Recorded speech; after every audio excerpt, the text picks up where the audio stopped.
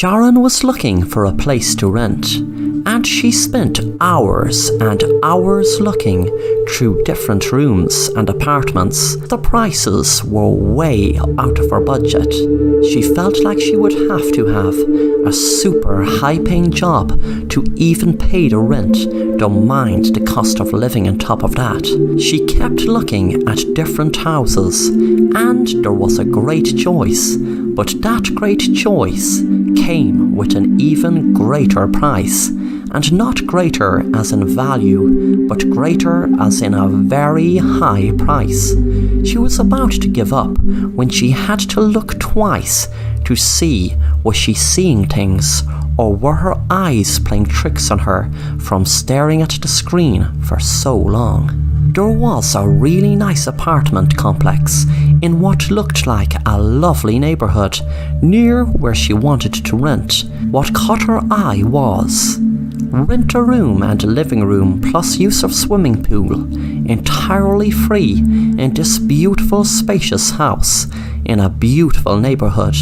You will be able to stay indefinitely, but just need to take part in a training session to help finding ways of bettering ourselves through a modern day type of experimental wellness therapy. When she scrolled down to the bottom of the page, under the photo of the complex, it had written in bold red writing, "If interested, please reply as soon as possible, as there is only a few positions to be filled." The complex can hold plenty people, as it has more than 30 spacious bedrooms and leisure rooms, etc. But apply right away if interested, before spaces are gone. Sharon didn't even begin to consider not applying when she had already clicked on the button below which said apply now. She filled in all the information and was delighted when she got a reply back saying, "Thank you for applying to stay in the Wellness Mansion. You just have started the journey to changing your life to bring out the best in you." Sharon wondered what exactly did the experimental wellness therapy mean, but she guessed it couldn't mean anything bad. A week later, Sharon was in her new room in the Wellness Mansion. She felt like being in a posh hotel. Her room had a TV and was decorated beautifully. She was lying on her bed relaxing, scrolling through Instagram on her phone when a man entered. He smiled and said, "Hello Sharon, and good evening to you. Welcome to the Wellness Mansion. You must have read what it said on the site about this being the first step of your journey to becoming a better you. And that is true. But that phone you were just looking at, I'm afraid, has to go. You will not have to worry about food or any bills, just as once you 100% apply yourself to this therapy." Sharon said, "Well, I'm afraid I need my phone, as I have to stay up to date with all my social media feeds. But don't worry, I won't be on my phone all the time." The man said, "I'm very sorry, dear. I need your phone right now, or else I'm afraid you need to exit this Wellness Mansion and make room for someone who will apply themselves fully to our rules." Sharon felt a pang of fear and dread, wondering what he meant by apply themselves fully to our rules. Suddenly she feared she just made a terrible mistake coming to the Wellness Mansion. A few hours later, the same man came into her room and said, "Okay dear, we will be doing the first test run of what's to come. You might think this is a bit of real heavy work and feel like not even trying, but if you do, then I'm afraid you will not be able to live in this wonderful house rent-free. But if you do apply yourself to this very, very simple test, then you, my dear, will be qualified to stay here, and we will teach you to be the best version of you." What Sharon was told to do was do exercise until an alarm went off. She was given different exercises and thought it would be just a few minutes, but she nearly passed out a few times as each exercise went on for what seemed like hours. Each time the alarm went off, she just had a few minutes to organise what she needed for the next one and had to do the exercise non-stop until the alarm went off. After the last alarm went, the man entered Sharon's room and clapped, saying, "Well done, my dear. You did absolutely fabulous. You now have full use of this house." The next day, Sharon was walking down the hall when a man said to her, "Hello, how are you doing?" Sharon said, "I'm great, thanks. I'm a bit stressed though about what I was made do last night." The man's pleasant expression changed and he grabbed Sharon by the throat and said, "Don't complain. You don't know how good you have it. Just do what you're told, and if not, then you will suffer. But on the other hand, if you do what you're told, you will gain more than happiness. You will gain euphoria." Sharon was shaking with fear after the man said what he said. He let go of her and she ran back into her room and shut the door. She shook in fear, realizing that there was no bolt in the inside to lock herself in. The next day, she was made to do extreme exercises for hours and hours, and when she told them she wanted to go home, a man gave her a phone to scroll through the photos and said, "That is what happened the last person who wanted to go home." She nearly got sick when she saw different photos of a person being brutally tortured in different ways. There was a weird red siren in the background where the man was being tortured. She asked what was the siren there for. The man said, "Thanks for showing interest. Well, just put it this way. Hopefully you will never see that siren go red and flash, because if you do, then that's the end of you." Suddenly Sharon got her fork and stuck it in the man's eye while she stuck the knife in his neck and ran out the door. She was feeling lucky that no one was in the hall to stop her, and before she knew it, luckily she was outside, safe in the street. She ran across the road and an elderly lady said, "Oh my goodness, dear, what's wrong? Please come in, dear." Sharon was shouting, "Help me, call the police, please call the police," and was about to go in the door when she saw something in the window of the woman's house. It was a red siren.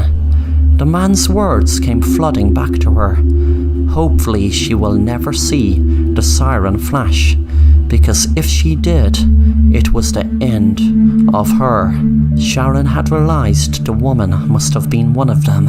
She ran down the street, but as she ran, she noticed on every single window, in every single house, there was a red siren flash. She panicked as she was surrounded by people all over the street, and she knew there was no escape.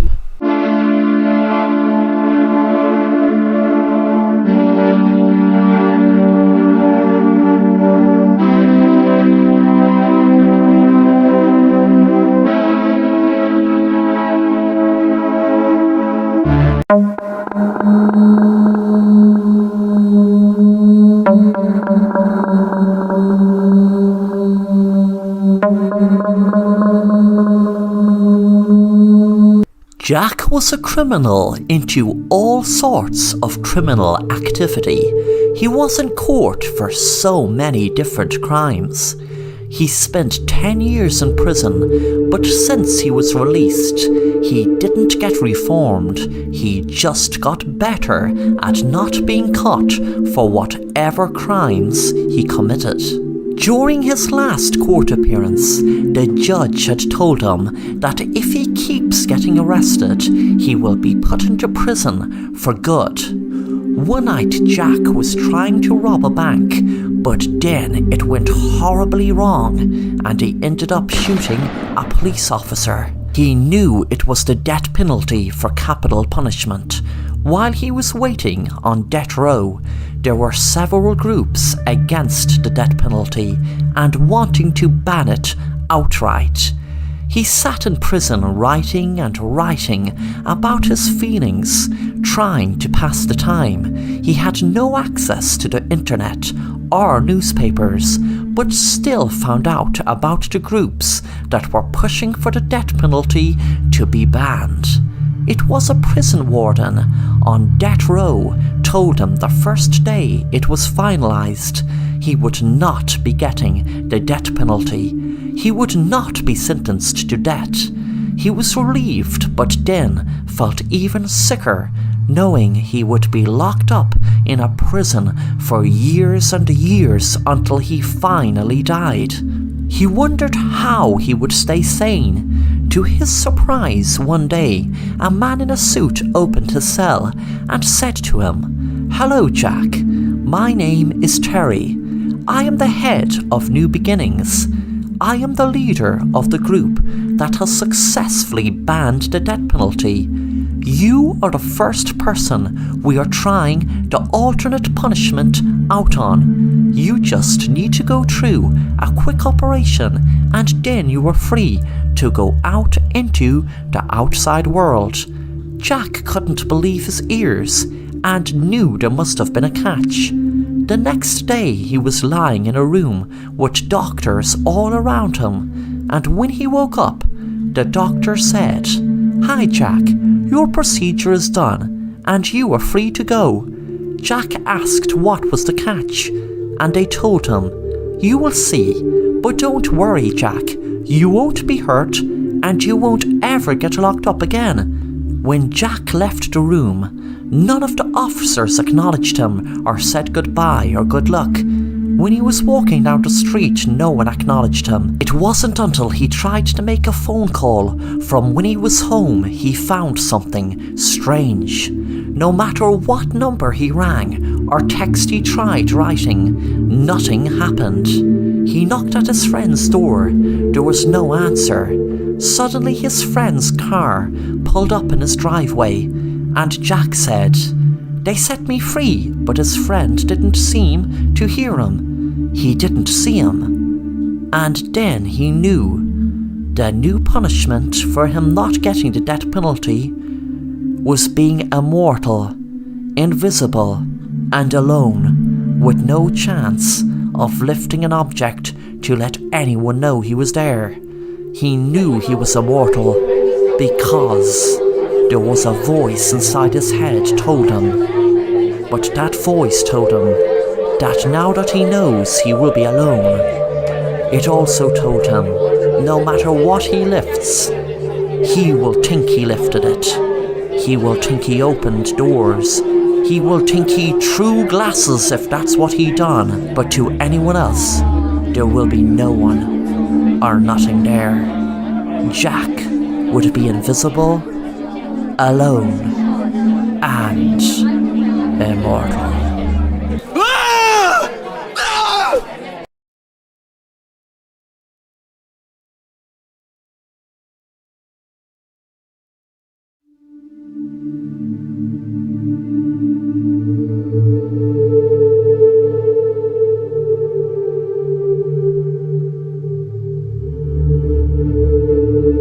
My wife and I bought a house that was quite cheap for the area, and that was 2 years ago. We have 2 daughters together. At first, everything was fine, and nothing out of the ordinary ever happened. Then one day we would find every chair, pot, jar and other household objects all divided into 2 corners. One corner of the household objects had a red mark on them, while the other half of household objects had a blue mark. We tried putting things back to where they were supposed to go, but everything ended up being divided into their corners again. Then one day I awoke with a blue mark on my arm, and same with my oldest daughter. We both found ourselves with the other household objects that also had a blue mark on them. My wife and my youngest daughter had a red mark on them, and they awoke alongside the household objects that had a red mark on them as well. We then brought in a psychic, and she told us that the spirits from the married couple who used to live in this house are now finally divorcing in the afterlife. They have split up everything 50-50 and marked them red and blue. Red is for the deceased husband, and the blue is for the deceased wife. My wife and I looked at each other, as we both knew we would be taken away. We knew we had to get out of this house or sell it as quick as possible. Then one day, some of the household objects that were divided into red and blue had disappeared. Our daughters were part of the disappearance. The two spirits are slowly taking their 50-50 divorce splits. Me and my wife are just waiting for us to get taken now.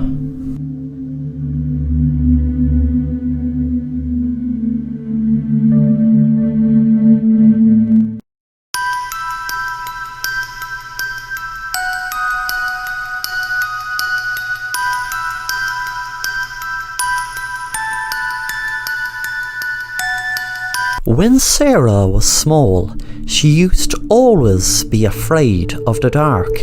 She hated the dark even more now, and she hated her own shadow. It started when she was 7 years old.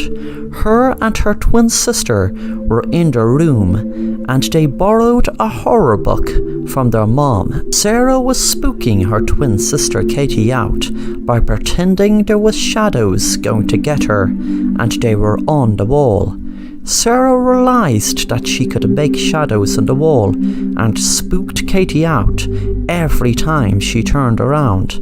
Suddenly something fell, and Katie got such a fright she backed back and fell off her bunk bed and out the top story window and was killed instantly. 15 years later, Sarah still gets flashbacks every time she sees her own shadow. She went to counselling and everything over it. She knew she had to get rid of her fear. She knew it was awful what happened, but she knew she had to finally put it behind her. She wasn't going to look at her shadow anymore. What Sarah couldn't see, as she was walking down the street, is her own shadow take out a knife. Suddenly she heard a voice saying, "Don't you think you can outrun your shadow?" Sarah was certain she had shook off her obsession of her shadow, but turned around because she knew that the voice was not in her head. She froze in horror, because in all the years she just saw her shadow, not her shadow moving differently than her, and definitely not her shadow holding a knife. Suddenly the shadow lunged the knife into her and walked into her, then healed instantly and walked down the street. Katie was practicing walking down the street. "Hi, my name is Sarah. Thanks for watching The Assassin Rapper, and if you enjoy the content, then make sure to subscribe and hit the bell to be notified of new content."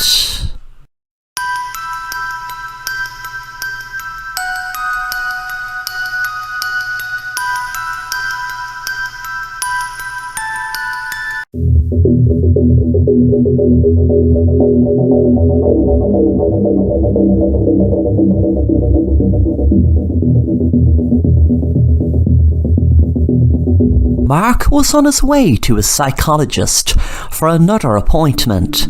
He was tired of people saying he was deluded, not believing him. He saw weird things more and more lately, but what frustrated him so much was no one believing him. He knew what he saw was real. He reached the building and went inside and took the elevator to the third floor where his psychologist had his office.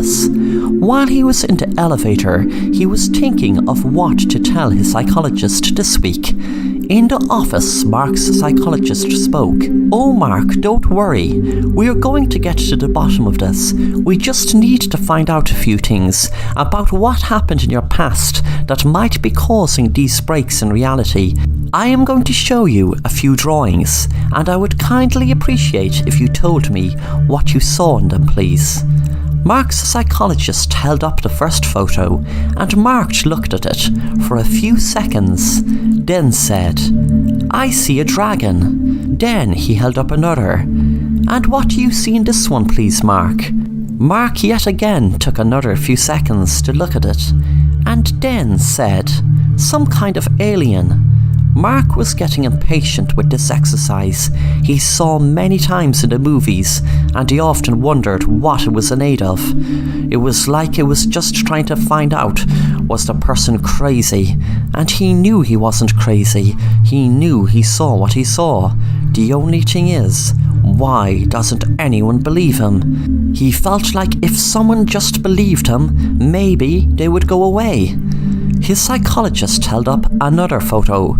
Mark took longer this time, and then said, "It's obviously a gun." His psychologist smiled and said, "Okay, Mark, this is going to take a while to sort out, but I can guarantee you that what you see is not real, and that's for sure."